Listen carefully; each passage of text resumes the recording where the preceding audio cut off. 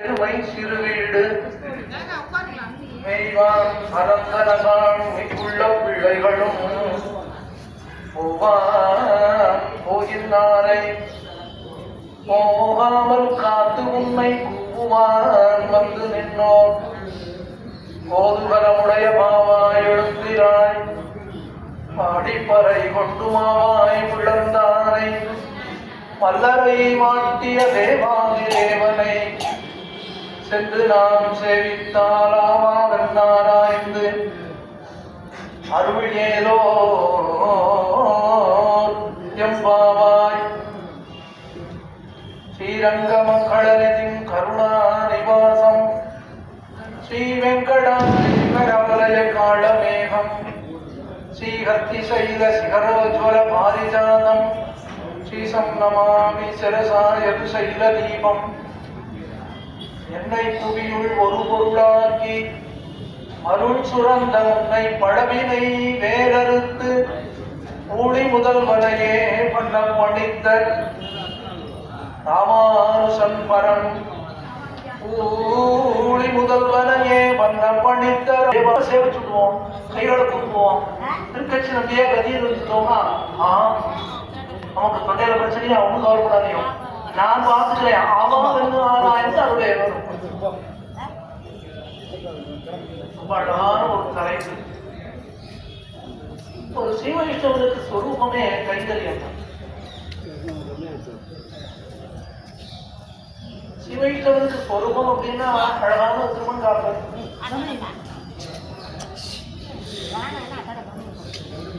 திருவேரியில 12 திருமண்கள், அழகான துளசி மாலை, எல்லாத்துக்கும் மேல ரொம்ப அழகான ஒரு அந்த குழந்தைக்கு வளர்த்துக்கு கட்டிக்கக்கூடிய ஒரு அலங்காரமான வஸ்திரம். இது எல்லாம் இருந்தாலும் ஒரு வைஷ்ணவன் அப்படின்னா அவர் அடையாளம் காட்டி கொடுப்பது கைங்கரியம் மட்டுமே. ஏன் இந்த கைங்கரியத்துக்கு இவ்வளவு சிறப்பு அப்படின்னா, கைங்கரியம் பண்ணுவதை காட்டிலும் கைங்கரியம் பண்ண போறோம்னு நினைக்கிறவங்களே அதுதான் வசதி.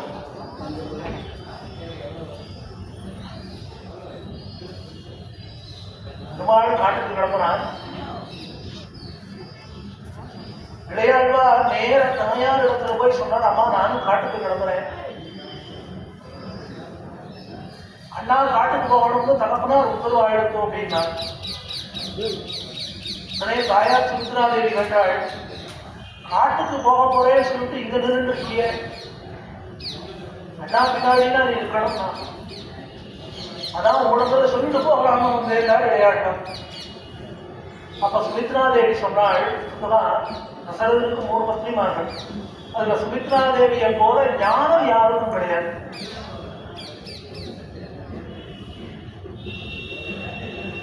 அவன் சொன்னா, எப்ப அண்டா காட்டுக்கு கிடைக்கிறாரோ அவரை விட்டு ஒரு கிணறு கூட தெரியாம நீ இருக்கணும்.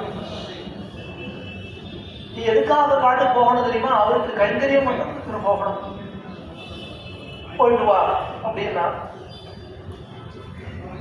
அந்த இடத்துல ஒரு வார்த்தை ரொம்ப அழகான ஸ்லோகம்.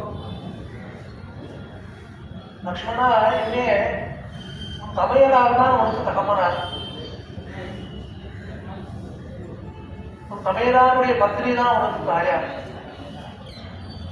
அந்த காடுதான் உனக்கு அயோத்தி. இந்த புத்தியோடு போனா நீ நல்லா சந்தோஷமா இருக்கலாம், கைங்கரியம் பண்ணலாம். ராமம் தசரதம் வித்தி மாவித்தி ஜனகாத்மஜாம் அயோத்தியம் அடவி வித்தி கச்ச தாச எல்லா சுகம் கச்ச தாச. குழந்தாய் நீ இப்படி போனா உனக்கு சுகமாக இருக்கும். உடனே விளையாடுவார் கட்டினார். அப்போ தாயார் திரும்ப கூட்டா, லட்சுமணா ஒரு நிமிஷம் கைங்கரியம் பண்ணணும்னு போகிறியா, நீ கைங்கரியம் எப்படி பண்ணணும்னு நான் சொல்றேன். நாமே பிரமாதம் ஆகாஷி புத்திரா பிராபரி கட்சி. அண்ணா முன்னாடி நடந்து போமா, நீ அப்படி முன்னாடியே போவிய. அண்ணா ராமன் எப்படி நடப்பான் தெரியுமா, சிங்கத்தை போல நடப்பான், புலியை போல நடப்பன், யானையை போல நடப்பான், ரிஷபத்தை போல நடப்பான். இதெல்லாம் ராமனுக்கு எப்படி தெரிஞ்சதுன்னா, ஸ்ரீரங்கத்துல நம்பெருமாள் இப்படிலாம் நடப்பான். அந்த நம்பெருமாள் தானே ராமனுக்கு குல தெய்வம் ரங்கநாதன். அந்த ரங்கநாதனை சேவிச்சு அந்த ரங்கநாதனை போலவே நடையும் உங்க அண்ணா வந்துருக்குறான். ஆனா உங்க அண்ணா அவ்வளவு நன்னா நடந்து போறாரேன்னு அவனுடைய அழகிலே மயங்கி விடாதே, மயங்கி விட்டால் கைங்கரியம் பண்ண முடியாதுன்னு சொல்ற. இப்ப இடையாழ்வார் லட்சுமணன் கிளம்புறாரு. மனசுல ரொம்ப ஆனந்தம். ஆனா ஒரு விஷயம் கவனிக்கணும், இப்ப கிளம்புறவர் தன் பத்தினியான ஊர்புழையிட்ட போயிட்டு வரேன்னு சொல்லல. அவள்கிட்ட தானே சொல்லியிருக்கணும். 2026 அம்மாட்ட சொல்லணும்னா அம்மாக்கு அப்புறம் மட்டும் தான் சொல்லுவோம். முதல்ல அவகிட்ட பெர்மிஷன் வாங்கிட்டு போறாமேன்னு தான் போவான். ரெண்டாவது பெற்றோட அம்மா இல்லையா, அம்மாவுக்கு அப்புறம் SMS போட்டுக்கலாம், அம்மாவுக்கு பழகிட்டு முடியே பழகி. இடையாழ்வார் தன் பத்தினியான ஊர்புழையிட்ட போயிட்டு வரேன்னு கூட சொல்லல. அது ஆச்சரியம் கிடையாது. 14 வருஷம் காட்டுல இருந்திருக்காரு. இவர் எப்படி இருந்தாருன்னு அவளும் கவலைப்படல, அவள் எப்படி இருக்காருன்னு இவரும் கவலைப்படல. என்ன காரணம் தெரியுமா? ரொம்ப அழகா சொன்னார். ஊர்வலையே லட்சுமணர் பத்தி கவலைப்படலைன்னா கைங்கரியம் பண்ண போனவனுக்கு ஹானி வராது. நல்லா தெரிஞ்சுக்கணும், கைங்கரியம் பண்ணணும்னு யார் ஒருத்தர் போறாரோ அவருக்கு எந்த கட்டமும் வராது. அதனாலதான் ஆண்டாள் ஆட்சியர் எச்சைக்கு வேலைக்கு முன்னோடும் உச்சோமையாவும் முருகே நாம் ஆட்சி செய்வோம்னு சொன்னோம். கைங்கரியம் பண்ணணுக்கு ஆசை வந்தவாளுக்கு எந்த வியாதி வந்தாலும் நல்லா சரியாயும் பிரத்யட்சமாவே பார்க்கலாம். அதனால ஊர்வலை கவலைப்படலை.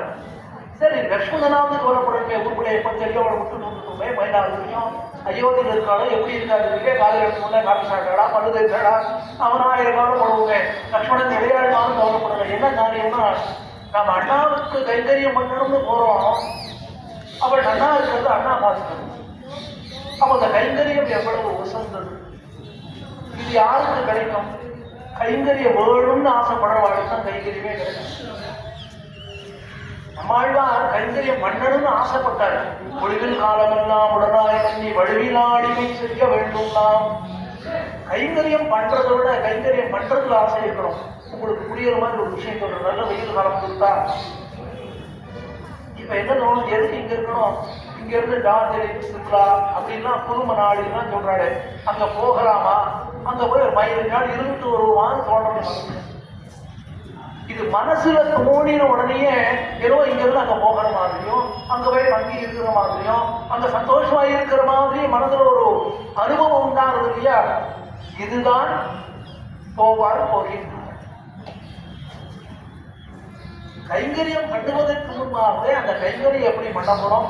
இன்னைக்கு முந்தமல்லி போகிறோம், நம்பியை சேவிக்க போறோம், பெருமாளை சேவிக்க போறோம், பெருமாள் திருக்கச்செம்பிகளுக்கு உய்யாடி நடக்கும், அதை சேவிக்க போறோம். அப்படி போக முடியுறதோ இல்லையா, போகணும்னு ஆசைப்படுறோம் இல்லையா, நம்ம மனசெல்லாம் அங்கதான் இருக்கும். இது எப்படி என்ன அனுபவிக்கலாம்னா, திவ்ய கவி பெருமாளையார்னு ஒருத்தர் இருந்தார், ஒரு பெரியவர். அஷ்ட பிரபந்தம்னு 8 பிரபந்தம் ஆடியிருக்காரு. அவர் மதுரையில கணக்குள்ளையா இருந்தார், ராஜா இருந்தார். ஸ்ரீரங்கத்தில் உற்சவம் நடக்கிறது, தாயார் உற்சவம் நடக்கிறது. ஐயோ, தாயார் உற்சவம் நடக்கிறது, சேவிக்க முடியலையேன்னு நினைச்சார். உடனே பாட்டு பாட ஆரம்பிச்சாரு. ஸ்ரீ ரங்கநாச்சியார் பூசல் அப்படின்னு ரொம்ப அழகா பாடியிருக்காரு. அதுல சொல்ற, அம்மா என்னோட மனசு மதுரையில இருந்து ஸ்ரீரங்கம் போயிட்டு திரும்ப வருதுன்றாரு. எதை போறது தெரியுமா, நீ மூஞ்சில முன்னாடி போயிட்டு வர மாதிரி அப்படின்னாரு. இங்க இருந்து ஸ்ரீரங்கம் போன மாதிரி நாங்க அனுபவித்தார் மூலம். இதைத்தான் ஆண்டாள் நாச்சியார் இந்த பாசுரத்துல சொன்னாள், கோபான் போகின்றாரை அப்படின்னு. அப்படி இந்த பாசுரத்துல என்ன அர்த்தம் அப்படின்னா, உள்ள இருக்கக்கூடிய பெண்ணு ஆண்டாள் எடுக்கிறாள். அந்த பெண்ணு கேட்டா, ஆட்டு வாசல எல்லாரும் வந்துட்டாரா அப்படின்னு கேட்டான். என்ன கூப்பிட வந்திருக்கிற எல்லா பெண்களும் என்னை கூப்பிட வந்தார்களா? இது சொல்வார். எல்லாரும் வந்தாச்சுன்னா சொல்லுங்க, அவங்க நான் முன்னாடியே உட்காந்துருக்க மாட்டேன். எல்லாரும் வந்த போற நான் என்னன்னா, ஓஹோ ரொம்ப லேட்டா வரா, ரொம்ப பிஸியா இருக்காரு, நிறைய வேலை இருக்க போது 4 பேர் நினைச்சுக்கணும் இல்லையா? அதனால ஒரு சிலர் அப்படிதான், அம்மா வந்துட்டாளா, இவா வந்துட்டாளா அப்படின்னு கேட்டு தான் வருவோம். அது போல உள்ள இருக்கக்கூடிய பெண்ணு கேட்டால், எல்லாரும் வந்து விட்டார்களா? ஆண்டாள் நாச்சியார் தெரிவித்தார், எல்லாரும் வந்து விட்டார்கள். உள்ள இருந்த வருஷமா இல்லையே, இல்லை யாரோ ஒரு சிலர் வந்த போல இருக்கு.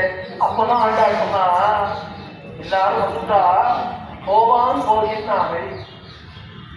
உன் ஆசை வாசல் வந்தது, இங்கதான் நிற்கணும்னு எல்லாரும் வந்தா, ஆனா மனசு முழுவதும் கண்ணப்பிருக்காங்க. எப்படின்னா, அலையிலே பனிவெள்ளம், இதயத்திலே மால் வெள்ளம், காலிலே பால் வெள்ளம்,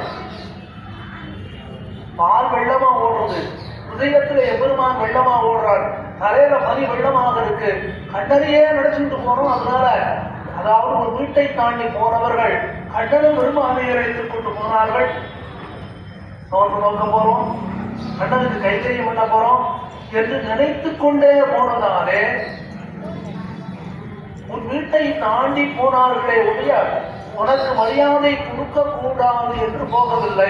அவர்கள் ஏன் இவ்வாறு போனார்கள்? அதற்கு காரணம் அவர்கள் இந்த பெண்ணுடைய வீடு என்பது தெரியாமலே போனார்கள். அதற்கு என்ன காரணம்? மனது முழுவதும் கண்ணனிடத்திலே இருந்தது. இதை எப்படி நாம புரிஞ்சுக்கலாம் அப்படின்னா, சீரியல் பார்த்துட்டே கரிகம் பண்ணுவோம். சீரியல் பார்த்துட்டே நிறைய பண்ணினா சீரியல் என்ன ஆகிடும், அழுகை எப்படி இருக்குன்னு சொல்லாமையே புரிஞ்சுக்கலாம். என்ன அப்படின்னா, சீரியலை பார்த்து அதிலேயே மனசு மயங்கி போயிடும், அடுப்பு எரிஞ்சுட்டே இருக்கும். இது நம்ம காலத்துல பெரியாழ்வார் காலமே அப்படிதான் இருக்கும். அப்போ கோபான் போகின்றாரே என்றால் கைங்கரியம் பண்ண பாலித்தல், கைங்கரியம் பண்ண ஆசைப்படல், கைங்கரியம் பண்ணுவதையே நினைத்தல். தமிழ் இலக்கணத்துல இது ஒரு அழகான சொல் பிரயோகம். கோபான் போகின்றாரே, போகின்றாரேன்னா போயின்னு இருக்கான்னு அர்த்தம். முன்னாடி போவான்னு ஒரு சொல் இருக்கு. அதுக்கு என்ன சொன்னா, போவான் என்றால் போவதற்காகவே. இப்படி வச்சுக்கலாம். இதுல இந்த பூந்த மதியம் நடுவில் போயிட்டே இருக்கும். யாரோ ஒருத்தர் ஓட ஆரம்பிச்சார், அவருக்கு பின்னாடி இருந்தவர் முன்னாடி இருக்கிற ஓடுறாருன்னு இவர் ஓட ஆரம்பிப்பார். இவர் ஓடினோடனே இவருக்கு பின்னாடி இருக்கிற 2 பேர் ஓடுவார், அவருக்கு பின்னாடி இருக்கிற ஒரு 4 பேர் ஓடுவார். கடைசியில பார்த்தா எல்லாரும் ஓடிட்டே இருப்பாங்க. முன்னாடி இருக்கிறவர் எதுக்கு ஓடினாலும் யாருக்கும் தெரியாது, ஏன் ஓடுறோம்னு தெரியாது. முன்னாடி இருக்கிறவர் ஏதோ ஒரு காரணத்துக்காக ஓடுற மாமி குறைச்சிட்டு ஒரு விட இருக்கலாம், நமக்கு என்ன தெரியாது, சொல்ல முடியுமா? அதனால தப்பிக்கணும்ட்டு ஓடலாம். ஆனா அவள் ஏன் ஓடுறான்னு தெரியாம எல்லாம் ஓடுறாங்க இல்லையா? இதுதான் போவான் போகின்றான், போவதற்காக. இதை எப்படி நாம் புரிந்து கொள்வது? அப்ப பாசுரம் எப்படி இருக்குன்னா, மிக்குள்ள பிள்ளைகளும் போவான் போகின்றாரை. பெண்ணே, உன் வீட்டு வாசல்ல வந்து நாங்கள் வந்துட்டோம், இன்னும் யாரோ ஒரு சிலர் வரலைன்னு சொன்னியா, அவ யார் தெரியுமா? உன்னை எழுப்ப வேண்டும் என்று ஆசைப்பட்டவர்கள் வரும் பாதையில் கண்ணனையே பேசிக்கொண்டு வந்தார்கள், கண்ணனுடைய கதைகளையே பேசிக்கொண்டு வந்தார்கள், கண்ணனை பெருமானுடைய வீணைகளையே பேசிக்கொண்டு வந்தார்கள். தங்களை மறந்து விட்டார்கள். மறந்து போனதாலே இது ஒரு வீடு என்பது கூட தெரியாமல் போய்விட்டார்கள். உடனே ஒரு கேட்டுக்கிறோம், கண்ணன பெருமான் லீலைகளை நினைத்து ஒருவர் தன்னை மறந்து விடுவாரா அப்படின்னா, கண்ணன பெருமானே சொல்றான், அர்ஜுனா ஜென்ம கர்மச்ச மே திவ்யம் ஏவம் யோ வேத்தி தற்பதா. அர்ஜுனா, இந்த ஜென்மாவில் நான் எவ்வளவு லீலைகள் பண்ணினேன்னு எனக்கே தெரியலையடா. இந்த ஜென்மா எவ்வளவு வசந்ததுன்னு நினைச்சு பார்க்கிறேன், நானே மெய்மறந்து போய் நிற்கிறேன் அப்படின்னு கண்ணன பெருமானே சொன்னார். அந்த எம்பெருமானுடைய ஈனையை நினைத்தார் ஆழ்வார். எத்திரம் எத்திரம்னு மூர்ச்சையாகி விழுந்தார். அப்போ ஆழ்வாருடைய ஸ்திதியில இருக்கக்கூடிய இந்த பெண்களும் கண்ணன பெருமானை நினைத்தார்கள், தங்களை மறந்தார்கள், இந்த பெண் வீட்டை தாண்டி போனார்கள். அப்போ போவான் போகின்றாரே, மிக்குள்ள பிள்ளைகளும் போவான் போகின்றாரே. உடனே இப்ப இதுக்கு என்ன அர்த்தம் சொல்லணும் அப்படின்னா, மிக்குள்ள பிள்ளைகள் அப்படிங்கிறத 3ஆக பிரிக்கிறார். பிள்ளைகள், உள்ள பிள்ளைகள், மிக்கு உள்ள பிள்ளைகள். பிள்ளைகள்னா யாரு? வைஷ்ணவர்கள். உள்ள பிள்ளைகள்னா யாரு? ஏகாந்திகள். மிக்குள்ள பிள்ளைகளும்னா யாரு? பரமைகாந்திகள். இந்த சுவாமி என்னவோ வைஷ்ணவான்னு சொல்றேன், ஏகாந்திகள்னு சொல்றேன், பரமைகாந்தின்னு சொல்றேன். இவாள்லாம் யாரு அப்படின்னா, வைஷ்ணவங்கிறவர் யார் அப்படின்னா, மற்ற தெய்வங்களை துறந்து எம்பெருமான் சிவன் நாராயணனே நமக்கே பறை தருவான் என்ற நிஷ்டையோடு இருப்பவர்கள் வைஷ்ணவம். ஏகாந்திகள் யாரு? அந்த எம்பெருமானை அடைவதற்கு அந்த எம்பெருமானுடைய கிருபையில்தான் தேவை என்பதை உணர்ந்தவர்கள். கொஞ்சம் ரொம்ப சுலபமா சொல்றேன். சாதனாந்தர நிவர்த்தி பூர்வகமாக எம்பெருமான் திருவடிகளை பற்றியவர்கள். சாதனாந்தர நிவர்த்தி கொஞ்சம் கொஞ்சம் கட்டமா இருக்கும், அடியே புரியுற மாதிரி சொல்லிவிடுறேன். இப்போ திருவல்லிக்கேணிலிருந்து பூந்தமல்லிக்கு அடியேன் வரணும். அடியேன் ஏதோ ஒரு வண்டியில் வரேன். சுவாமி ஃபோன் பண்றாரு, எத்தனை மணிக்கு வரே? 4:15 கொண்டு விடுறேன். திருக்கட்சி நம்பி சிரிக்கிறார். 4:15 நீ வந்து விடுவியா? நான் வந்துடுவேன் இல்லையே, பார்க்கலாமா? தேவ பெருமாளே என் இஷ்டத்துக்கு இருக்கான், நீ ஏதோ 4:15 வந்துடுறேன்னு அவர்கிட்ட சொல்லிட்டியே. நடுவுல ஏதோ ஒரு இடத்துல டிராபிக் ஜாம் ஆயிடுச்சு. அப்போ கைங்கரியம் பண்ணுவதற்கு எனக்கு இந்த சாதனம் உண்டோ, நான் கார்ல வரேன், பஸ்ல வரேன் அப்படின்னு நான் வந்துட்டேன்னா அது ஒரு நாளும் உபகாரம் பண்ணாது. அப்போ நான் பூந்தமல்லி வர வேண்டும் என்றால், அடியேன் வர வேண்டும் என்றால் அதற்கு யார் சாதனம்? திருக்கச்சிறுமிகள் கிருபைதான். இதை புரிந்து கொண்டவர்கள் ஏகாந்திகள். அப்போ வைஷ்ணவர் யாரு? நாராயணனே நமக்கே பலி தருவான். ஏகாந்திகள் யாரு? அந்த எம்பெருமானை சேவிப்பதற்கும் அவன் கிருபையே முக்கியம். இன்னைக்கு உபன்யாசம் நடக்கிறது, இந்த வருஷம் உபன்யாசம் நடக்கிறது, பத்திரிகை போட்டுட்டோம், கோவில் அதிகாரிகள் உபகாரம் பண்றான், கோவில் இருக்கக்கூடிய கைங்கரியவர்கள் உபகாரம் பண்றான், கேட்கறதுக்கு ஜனங்கள் வந்துட்டா, எல்லாம் நடக்கிறது. யார் கிருபை இதுக்கு காரணம்? நம்பிகள் கிருபை. திருக்கட்சி நம்பிகள் கிருபையிலே இது நடக்குமா? இதை புரிந்து கொண்டவன் ஏகாந்தி. அப்போ பிள்ளை உள்ள பிள்ளை ரெண்டு உண்டாச்சு, மிக்கு உள்ள பிள்ளைன்னு ஒருத்தர் இருக்காரு. அவர் யார் அப்படின்னா, சரி உபன்யாசத்துக்கு வந்துட்டோம், திருக்கட்சி நம்பியை சேவிக்கணும். நம்பி கேட்கிறார், உனக்கு என்ன வேணும்னு கேட்க. ஏன்னா தேவ பெருமாளே நான் சொன்னதான் பண்றான், உனக்கு என்ன வேணும்னு நான் கொடுக்குறேன் அப்படின்னு நம்பி சொன்னார்னா நாம என்ன சொல்லணும்? எனக்கு என்ன வேணுங்கிறதே எனக்கு தெரியாது, ஏன்னா நான் யாருமே தெரியாதுதான் உண்மை. என்ன சுவாமி, எனக்கு எத்தனை ஆதார் கார்டு இருக்கு தெரியுமா, எத்தனை பேன் கார்டு இருக்கு, ஒவ்வொரு ஊர்ல ஒவ்வொரு ஆதார் கார்டு இருக்கு, எல்லாம் வாசகம் தான். இந்த ஆதார் கார்டுக்கு ஆதாரம் திருக்கட்சியில நிகழ்கிறது நம்ம புரியணும், அதுதான் ஞானம். அப்ப பரமகாந்தினா யாரு? திருக்கட்சி நம்பி கேட்கிறாரு, உனக்கு என்ன வேணும்? அடியேனுக்கு எதுவும் வேண்டாம் என்ற புத்தியை கொடுத்தோம். தேவரின் கிருபையாலே தேவரிற்கு கைங்கரியம் பண்ண முடியுங்கிறதான ஞானத்தையும் கொடுத்தோம்.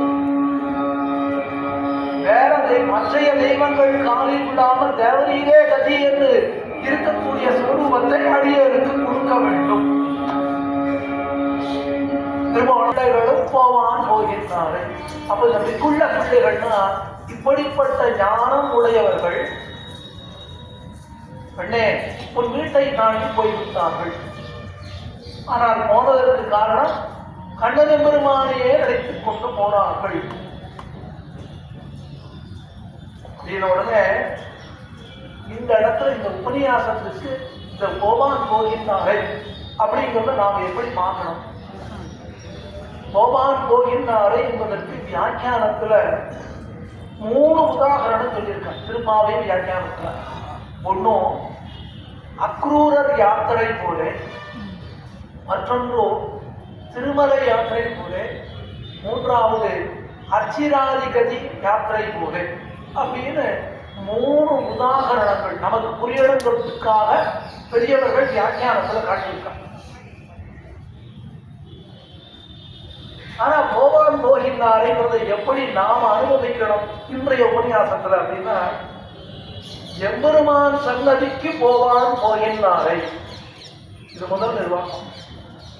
இரண்டாவது ஆச்சாரியன் சன்னதிக்கு போவான் போகின்றாரை, இரண்டாவது நிர்வாகம். மூணாவது ஆச்சாரியன் நியமனபடியாக எம்பெருமான் சன்னதிக்கு போவான் போகின்றாரை. முதல்ல எம்பெருமான் சன்னதிக்கு போகின்றாரே. இரண்டாவது ஆச்சாரியன் சன்னதிக்கு போகின்றாரே. மூன்றாவது ஆச்சாரிய நியமனமடியாக எம்பெருமான் சன்னதிக்கு போகின்றாரே. போகின்றாரேன்னு என்ன அர்த்தம் பார்க்கணும். போவதை காட்டிலும் இப்போ எக்ஸாம் நடக்குது. 10th எக்ஸாம் 12th எக்ஸாம் தான் நடக்கும். ஸ்கூலில் ஒரு வாரம் லீவ் விடுறான். உடனே ஆப்ரேஷன் பிளான் பண்ணுறா. ஒரு வாரம் லீவ் விடுறோம். நம்ம எங்கே போகலாம்? எந்த ஊருக்கு போகலாம்? 2+2 4 பேர் இருக்காங்க. அம்மா ஒரு ஊருக்கு போகிறாங்களா, அப்பா ஒரு ஊருக்கு போகிறாங்களா, குழந்தைகள் ஒரு ஊருக்கு போகிறாங்களா, குழந்தைகள் சம்மந்தம் கேட்குறாங்க, குழந்தைகள் சம்மந்தம் கேட்டுக்குவான். அம்மா சொல்கிறது அந்த ஆத்திர வேணும்னா அம்மா சொல்கிறத கேட்டுக்குவான். அது அப்படியே இருந்தால் அது அவா இஷ்டம். இப்போது 4 பேரும் ஏதோ ஒரு ஊருக்கு போகணும்னு தீர்மானம் பண்ணிட்டாங்கன்னா அடுத்த அந்த ஊருக்கு எப்படி போகலாம்? அந்த ஊரில் போய் எங்கே தங்கலாம்?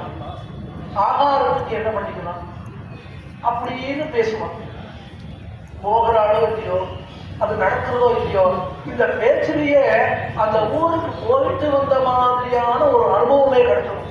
அப்போ ஒரு ஊருக்கு போவதை காட்டி அந்த ஊருக்கு போக போறோம்னு நினைச்சு பாதிப்புன்னு ரொம்ப அழகா சமுதாயத்தில் சொல்வாய்க்கவன். இதைத்தான் எதுக்குமே நம்ம மாறிக்கணும், ஆசைப்படணும். கைங்கரியம் பண்ண ஆசைப்படணும், புரியாசம் பண்ண ஆசைப்படணும், புரியாசம் கேட்க ஆசைப்படணும், நடிகை பண்றதுக்கு ஆசைப்படணும், ஸ்விக்கியை கூப்பிடாம இருக்கிறதுக்கு ஆசைப்படணும். அதுல கல்யாணத்துலாம் முதல் பத்திரிகை இப்ப ஸ்விக்கியில் வராது. அவருக்கு முதல் பத்திரிகை. ஏன்னா அவர்தான் நம்ம சொந்தக்காராவே ஆயிட்டாங்க. இந்த எல்லாருக்கும் பல கான்டாக்ட் சொல்லிடுவேன். கோலம் போடுறதுக்கு ஆசைப்படணும். நீங்க கல்யாணத்துல கோலம் போடுறதுக்கு ஒரு நாளைக்கு 1500 வெறுமனு இந்த கோலம் போடுறதுக்கு 1500 என்ன காரணம்னா இன்னைக்கு கோலம் போடுறதுனால என்னன்னு தெரியாம போயிடுது. இந்த ஆசை என்பது ரொம்ப ரொம்ப முக்கியம்.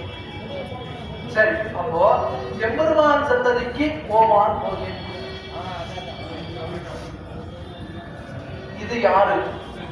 இது யாருன்னு தெரிஞ்சுக்கிறத காட்டிலும் ஆச்சாரியன் சன்னதிக்கு போவான் போகின்றாரு யாரு அதை தெரிஞ்சுக்கணும். ஆனா இந்த ரெண்டுத்தையும் காட்டின வசதி என்னன்னா ஆச்சாரியர் நியமனம் வழியாக எம்பெருமான் சன்னதிக்கு போவான் போகிறான். ரொம்ப அழகான விஷயம். கடினம் சிறுத்தாம்பு வியாக்கியானத்தில் இருக்கிற விஷயம். ஆழ்வார் பிள்ளை பொலிந்து நின்றான். பேரை கேட்டாலே நான் சந்தோஷமா இருக்கு. பொலிந்து நின்றான். பொலிந்துன்னா அப்படி சொல்லுது. அப்படி உடனே ஒரு சந்தோஷம், ஒரு பூரிப்பு உண்டாகும் இல்லையா? பொலிந்து நின்றான். அந்த எம்பெருமானுக்கு ஒரு ஆசை உண்டானது. என்ன ஆசைனா மதுரகவி ஆழ்வார் பார்க்கணும், மதுரகவி ஆழ்வாரோட பேசணும், மதுரகவி ஆழ்வார் மாசுரம் ஆடி நாம கேட்கணும். இப்படின்னு நினைச்சு பெருமாள் ஆழ்வார் வந்தார் போலவும் ஆசுரர்கள் விண்ணப்பம் பண்ணினார் போலவும் அப்படியே நினைச்சிட்டு இருக்கான். இது பெருமாளுக்கு ஒரு பாதி.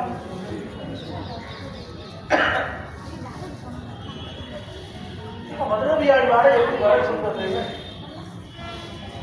ஒரு நாள் பார்த்தான், கைகரை வல்லவர் கூட்டான்.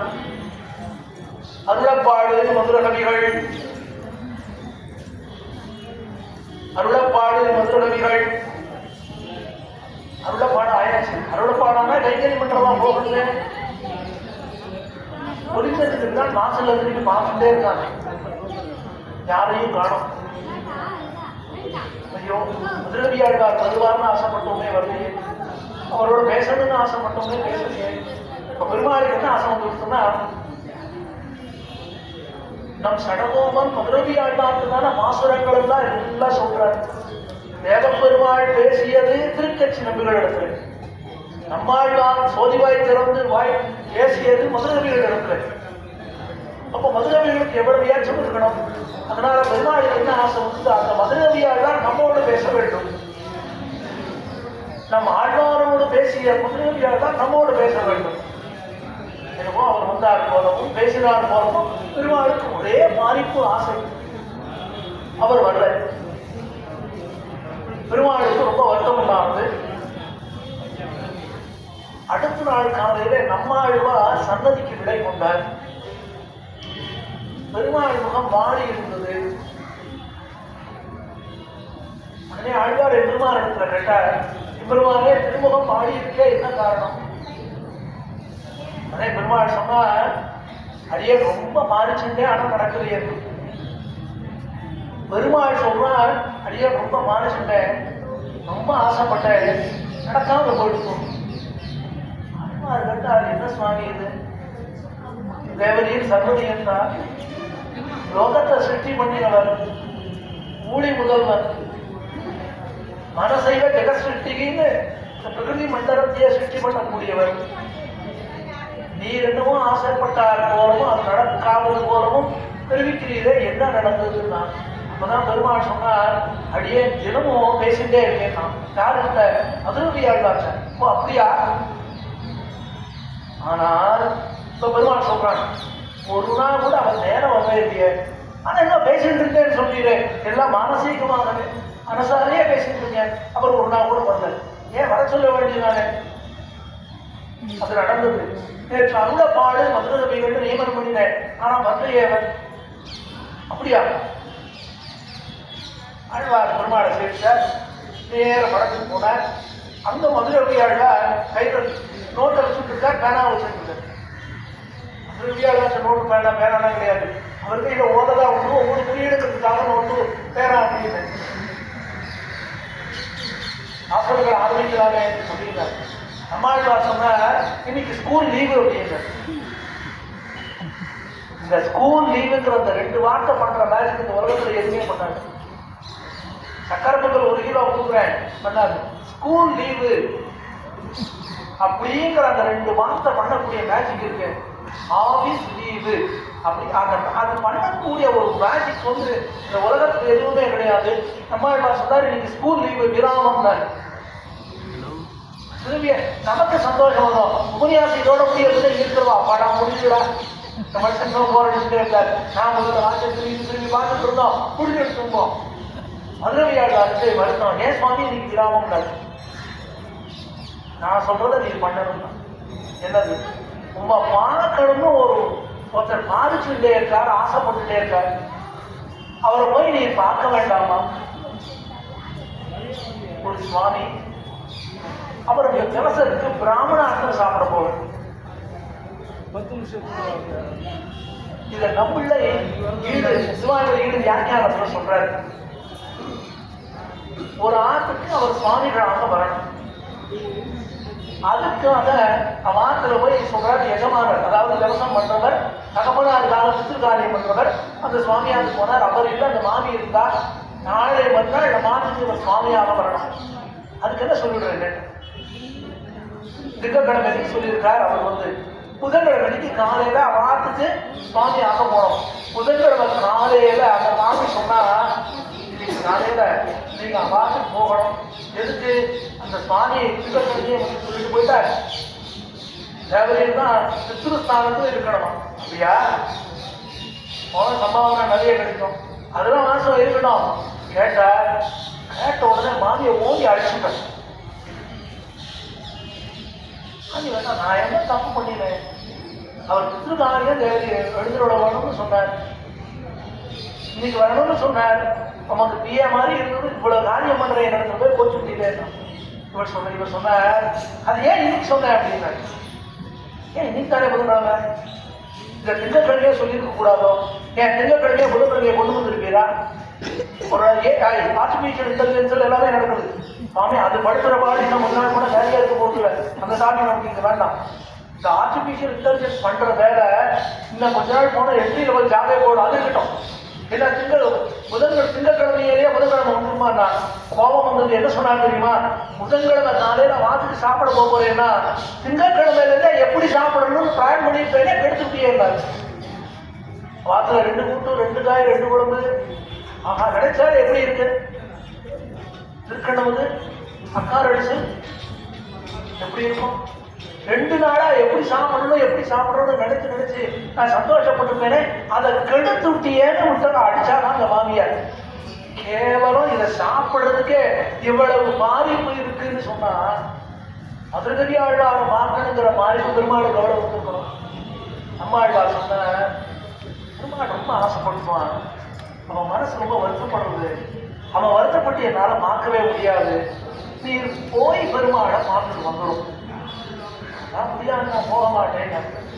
ஏன் எனக்கு பெருமாள் ஒன்றும் கிடையாதுன்னா நீ இருப்பான் தேவமற்ற குருகூர் நம்பி ஆதித்தின் இசை பாடி திரிவரேன். இதை தவிர வேற என்ன வேணும்? காலையில் எடுத்தோட தீர்த்தம் பண்ணணும், ஆழ்வாரே கதின்னு இருக்கணும், ஆழ்வாரே கதின்னு காலக்ஷேபம் பண்ணணும், ஆழ்வாரே கதின்னு நான் தூங்க போகணும். எல்லாம் ஆழ்வார் ஆழ்வார்னு அடியான் இருக்கேன்னு அடியானுக்கு அவர் பெருமாள் இல்லையே. அப்பதான் நம்ம ஆழ்வார் சொன்னார், போனா போகட்டும், போயிட்டு தான் வாரவே என்ன வந்தது அப்படின்னு. இப்போ மதுரகவி ஆழ்வார் சன்னதிக்கு போறார். இப்ப பெருமாள் என்ன பண்ணினா அவனுக்கு புரிஞ்சுபடுத்து. நம்ம நம்மாழ்வார்ட்ட சொல்லிட்டோம், அவர் மதுரகவி ஆழ்வார்ட்ட சொல்லிடுவார். மதுரகவி ஆழ்வார் ஆச்சாரியன் சொன்னதை அப்படியே கேட்கிறவர். ஆச்சாரியன் கோட்டை காண்டாதவர் அந்த காலம். அதனால மதுரகவி ஆழ்வார் வந்துடுவார்னு நம்ம ஆழ்வாருக்கு தெரியும். இப்ப நம்ம ஆழ்வாருக்கு ஆசைன்னு அதிகமா எடுத்தோம். ஏன்னா மதுரகவி ஆழ்வார் நடந்து வர மாதிரியும் தன்னோட பேசுற மாதிரியும் அப்படியே நடிச்சுட்டு இருக்கார். இப்ப மதுரகவி ஆழ்வார் உள்ள வந்துட்டார். உடனே பொறிஞ்சிருக்கிறான் சந்தோஷம் தாங்கல. அப்படி நிமிந்தான் சிரிச்சா மதுரகவி ஆழ்வாரை பார்த்து, பார்த்தீரா நம்ம வர வச்சுட்டேன் பார்த்தீரா அப்படின்னா. மதுரகவி ஆழ்வார் சொன்னார், கொஞ்சம் நில்லும், உமக்காக நான் வருவேன். எங்க ஆழ்வார் சொன்னார், திரி தந்தாகிலும் தேவபிரானுடைய கரியகோல திருகுரு காண்பன்னா போனா போகட்டும் ஒரு போய் பாருன்னு சொன்னார். அது மட்டும் இல்ல, இது என்னவோ நான் வரணும் மட்டும் ஆசைப்பட்டு காத்துட்டே இருந்தீராமே அந்த பாதிப்பு அந்த ஆசை ஆழ்வார் சொன்னார். என் பெருமாள் ரொம்ப ஆசை, அவன் மனசு வருத்தப்படும், போயிட்டுவான்னு சொன்னார். அதனால வந்த ஆச்சாரிய நியமனபடியாக பெருமாளை வந்து சேர்த்தார். இது போமான போகின்றாரை. அடுத்ததாக ஆச்சாரியன் சன்னதிக்கு போவான் போகின்றாரை. ஸ்ரீரங்கம் ஆழவந்தானுடைய சரமதசை திருநேரியில நோவு சாட்சி எழுந்தபடி இருந்த காலம். என்ன சுவாமி இப்படின்னு சொன்னா ஒண்ணுமே புரியலைன்னா, உடம்பு சரியில்லை, ஆழவந்தாருக்கு உடம்பு சரியில்லை. இப்போ இப்படி புரிஞ்சது. ஆனா ஆசிரியமே நம்ம பரிபாஷையில் என்ன சொல்லுவாருன்னா, திருநேரியிலே நோவு சாத்தி எழுந்தபடி இருந்தார். அழகான வார்த்தைகள் எழுதலாம். நமக்கு கேட்க ஒரு மாதிரி எவ்வளவு கௌரவம் தெரியும்.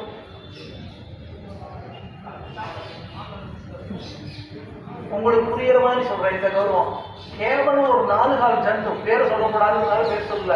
4 கால் ஜந்து பெரிய எஸ்யூவினா புரியுது இல்லையா, ஸ்போர்ட்ஸ் யூட்டிலிட்டி வெஹிக்கிள், பெரிய எஸ்யூவி, இம்போர்ட்டட் எஸ்யூவில டிரைவருக்கு பக்கத்துல உட்காந்து முகத்தை மட்டும் வெளியில காட்டிட்டு போறது ஒரு 4 கால் ஜந்து. அதுக்கே இவ்வளவு மரியாதை கொடுக்குறாங்க. சொன்னது புரிஞ்சுதான் இல்ல திரும்ப சொல்லலாம். பெரிய எஸ்யூவி டிரைவர் பக்கத்துல அது முகத்தை மட்டும் வெளியில காட்சி இருக்கும், பக்கத்துல கூட கௌரவம் பிடிச்சிடும், நல்லபடி விலகி இருக்கிறோம். அதுக்கே இவ்வளவு மரியாதை. சிவட்டோ மரியாதை எப்படி இருக்கு. திருநேரிலே நோவு சாத்தி எடுத்தபடி இருந்தார் ஆழவந்தார். அப்போ ஆழவந்தார் பெரிய வகையில நியமனம் பண்ணினார். உடனே நம் ராமானுசனை அழைத்து வர வேண்டும். இப்போ பெரிய வகையில வேகமாக காஞ்சிபுரம் எழுந்துள்ளார். எழுந்தருடைய ஆழவந்தார் சேவிக்கணும், ஆழவந்தாரோட பேசணும். இது எப்படி நமக்கு புரியும்னா, பெருமானார் சொன்னாரா, ஆழவந்தாரோட நான் பேசியிருந்தேன்னா இங்கிருந்து பரமபதத்துக்கு நான் லிப்டே கட்டியிருப்பேன். இப்ப நம்ம மாத்திர 3வது மாடி போறதுக்குள்ள 2வது மாடியிலே லிப்ட் நின்றுடுறது. இதை பார்த்து 4 பேர் சந்தோஷப்படுற. ஆகா லிப்ட்ல அப்படியே இருக்கட்டும், பாடாம ஒரே தொந்தரவு அசோசியேட் இல்லை, அப்படியே லிப்டுக்குள்ளேயே இருக்கட்டும், வெளியிலே வர வேண்டாங்க. பெருமானார் சொன்னார், ஆழவந்தாரோடு அடியன் ஒரு வார்த்தை பேசியிருந்தால் பரமபதத்திற்கு படிக்கட்டு கட்டியிருப்பேன். இப்ப பெரியவர்கள் எடுத்தோடினார் காஞ்சிபுரத்துக்கு. ஆச்சாரியர்களும் தேவதைகளை அழைத்து வர வேண்டும் அப்படின்னு உடனே இப்போ ராமானுசர் கிளம்புறாரு. போவான் போகின்றாரு. எப்படி ஆழவந்தார் எந்த ஆழவந்தார் இதுதான் ஆச்சரியம். ஆச்சரியத்தில் ஆச்சரியம் என்னன்னா, காஞ்சிபுரத்துல எம்பெருமான ராமானுசர் எழுந்தோடி இருக்கார், இடையாழ்வார்.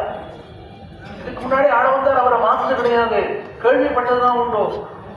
ஸ்ரீரங்கத்திலிருந்து காஞ்சிபுரத்துக்கு எழுந்தோடினார் ஆழவந்தார். ஆழவந்தார் தேவபெருமாள் சந்ததிக்கு விட கொண்டார். தேவபெருமான் சன்னதியிலே திருக்கச்சிரமிகளோடு எழுந்தருளி இருக்கார் ஆள வந்தார். அவர் பெருமானார் ராமானுஜருக்கு முன்னாடி பார்த்தது கிடையாது. அப்போ யாதவ பிரகாசர் தன்னுடைய சிஷ்யர்களோடு தேவபெருமான் சன்னதி வீதியில வந்துட்டு இருக்காரு.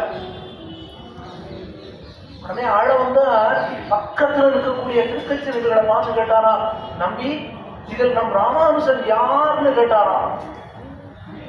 வியாக்கியானத்தில் சொன்னார், புருஷகாரத்திற்கு புருஷகாரம் பண்ணினார் திருக்கச்சிரமிகள் அப்படின்னார். திருக்கச்சிரமிகள் பெருமை எவ்வளவு தெரியுமா? புருஷகாரத்திற்கு புருஷகாரம் பண்ணினார். இதுக்கு என்ன அர்த்தம் அப்படின்னா, புருஷகாரம் பண்றதுன்னா என்ன அர்த்தம் தெரியுமா? ஆத்துல எஜமானர் எதை வேணா பண்றேன்னுவார். அது வேணும் கொடுத்துடுறாரு, இது வேணும் இது கொடுத்துடுறேன், எல்லாம் ஓகேன்னுவார். ஆனா ஒன்றும் நடக்காது. அம்மா ஓகேன்னு சொன்னாதான் ஐயாவே உள்ள இருக்க முடியும். அம்மா ஓகே சொல்லணும், ஐயாவுக்கே ஆசைப்படணும் கிடையாது இல்லையா? பிராட்டியினுடைய புருஷகாரம் இல்லாமல் எம்பெருமான் சுவை பண்ண மாட்டான் என்பது சம்பிரதாயம். எம்பெருமானார் இந்த லோகத்தில் இருப்பவர்கள் எல்லோரும் எம்பெருமான் திருவடிகளிலே சேர வேண்டும் என்று புருஷகாரம் பண்ணியவர். அந்த ராமானுசருக்கும் புருஷகாரம் பண்ணியவர் ஒருவர் உண்டு என்றார். அவர் தான் திருக்கச்சி நம்பிகள். இப்போ ஆழ வந்தார், சந்ததிக்குள்ள வந்தார். திருக்கச்சி நம்பிகளை பார்த்து கேட்கிறார், நம்பி இதில் இளையாழ்வார் யார்?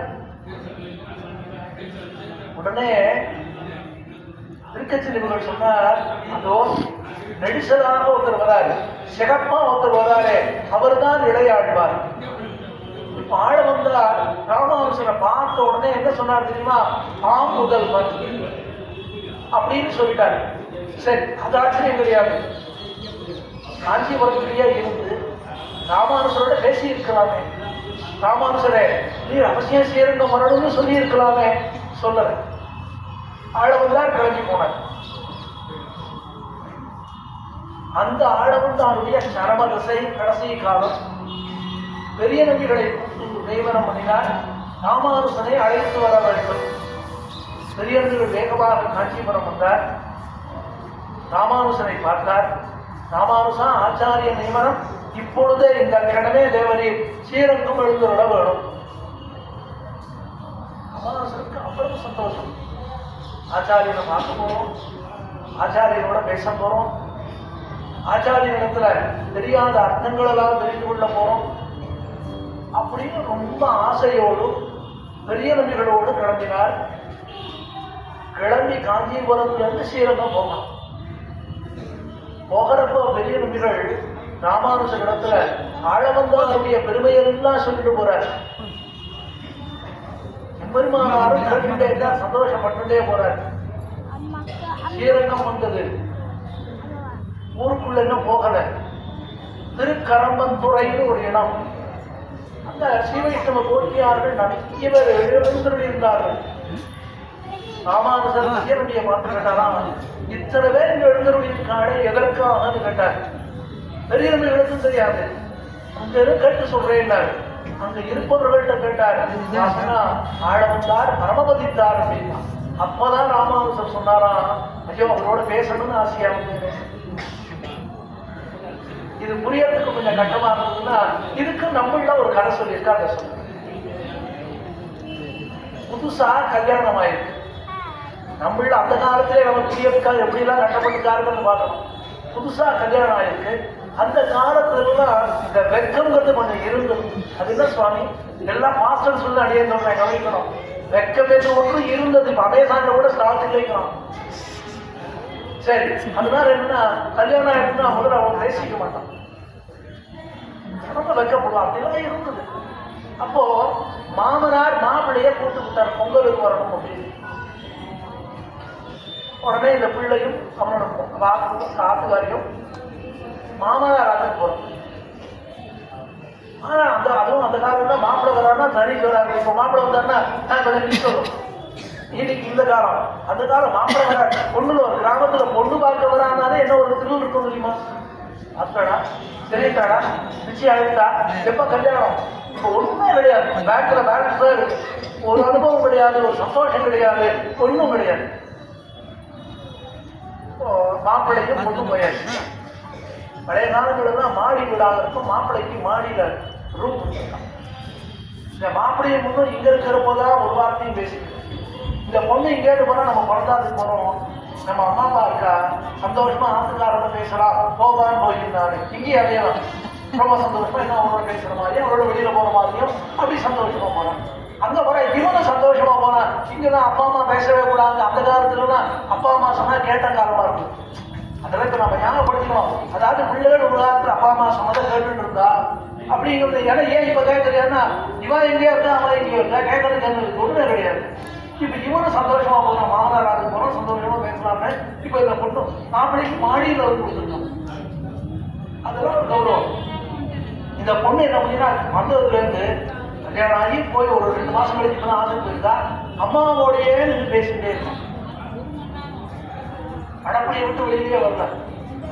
அவன் பார்த்தா எல்லாது அந்த ஊர்ல தான் இவரோட பேச முடியுதுன்னா இங்க வந்தாவது இவரோட பேசலாம்னு பார்த்தா அது வழியில நம்ம எவ்வளவு போவான் போகிறார பார்த்துட்டு வந்தோம், எவ்வளவு வாசம் பண்ணோம் பேசலாம்னு அப்படின்னு என்ன பண்ணினா நம்மள இருட்டுல சொல்லியிருக்காரு கதையா. மாடியில் இருந்து அவங்க சொன்னா ரொம்ப தாகமா இருக்கு, ஜபம் வந்து கேட்டோம். அந்த அம்மாவுக்கு புரிஞ்சுருக்கும்.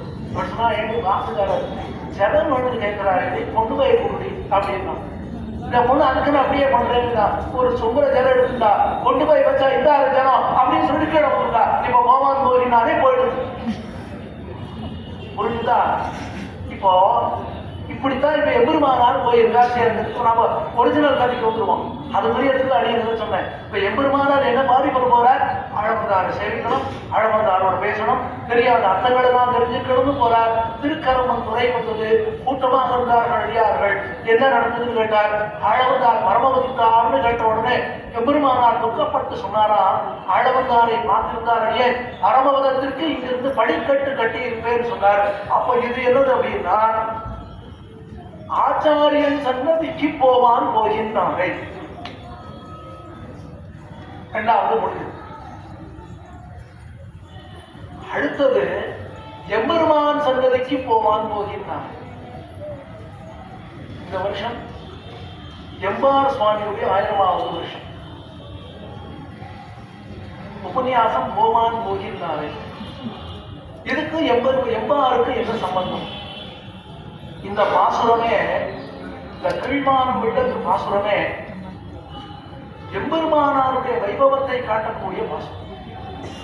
எப்படி எம்பெருமானார் யாதவ பிரகாச இடத்துல பாடம் கேட்டு இருக்காரு. அவெல்லாம் படிக்கிறது அப்படின்னா ஏதோ காலையில போனா மத்தியானம் தான் இருக்காரு, படிச்சுட்டே தான் இருப்பான். படிப்புதான் வேலையாவே இருப்பாரு, ஒண்ணுமே இருக்க சிந்தனையே இருக்காது எதுலையுமே. இப்பதான் படிக்கணும் அப்பதான் படிக்கணும் அந்த வேலையெல்லாம் கிடையாது. யாதவ பிரகாசன் பாட சொல்லிட்டு இருக்காரு. ஒரு சமயம் யாதவ பிரகாசனுக்கு எம்பெருமானார் கைங்கரியம் பண்ணிட்டு இருக்காரு. அப்போ யாதவ பிரகாசன் பாடம் சொல்லிட்டே இருக்காரு. உங்களுக்கு புரியறது ஒரு எக்ஸாம்பிள் சொல்லுங்க. மீனாட்சி சுந்தரம் பிள்ளை அப்படின்னு தமிழ்ல ஒரு பெரிய அறிஞர் ஒருவர், ஊவே சாமிநாத ஐயருடைய ஆசிரியர். மீனாட்சி சுந்தரம் பிள்ளையை அவர்களை போலதான் இங்கெல்லாம் அவர் பார்க்கவே முடியாது. சுவாமி இந்த இடத்துல அது வேணுமானா எங்க நல்லது இருக்கோ அங்கேருந்து நாம் அதை எடுத்துக்கணும். பழைய காலத்துல குடும்பத்துல 10 பேர் 12 பேர் இருப்பாங்க. அதனால ஒரு பிள்ளைய தமிழ் படிக்க விட்டுருவோம், ஒண்ணும் இல்லாம தமிழ் படிக்க. இப்போ அப்ப என்ன ஆகுதுன்னா நேர இந்த பிரசாதம் வந்து அடுத்த 10வது நிமிஷத்துல உபன்யாசம் முடிக்கணும்னு அர்த்தம். ஏன் சுவாமி அப்படின்னா அடையாள வாங்குவது சீனிவாசன் சுவாமி என்ன எடுத்துக்கணும் தெரியுமா? பெருமாள் பிரசாதம் வந்தா அடுத்த 10வது நிமிஷம் உபன்யாசம் முடிக்கணும். ஒரு 2 நிமிஷம் பாடம் சொல்லிக் கொண்டிருந்த மீனாட்சி சுந்தரம் பிள்ளை அவர்கள் அவரிடத்துல குடும்பத்துல 10 பேர் இருந்தாலும் ஒரு பிள்ளைய தமிழ் படிக்காரு விட்டுவிடுவோம். நேரம் அவரிடத்துல கொண்டு வந்து விட்டுவிடுவார். இப்ப கொண்டு வந்து விடக்கூடிய தாயார் தற்பனாருக்கும் வசதி இருக்காது. இவர் என்ன பண்ணுவாருன்னா அந்த பிள்ளைகளுக்கு தமிழ் பாடம் மட்டும் சொல்லிக் கொடுக்காமல் அவருடைய குருகுலத்தில் இது மாதிரி 20-30 பிள்ளைகள் இருப்பாங்க. அவர்களுக்கு வேணுங்கிற வஸ்திரங்கள் வாங்கி கொடுக்கும், படிக்கிறதுக்கு வசதி பண்ணி கொடுக்கும்.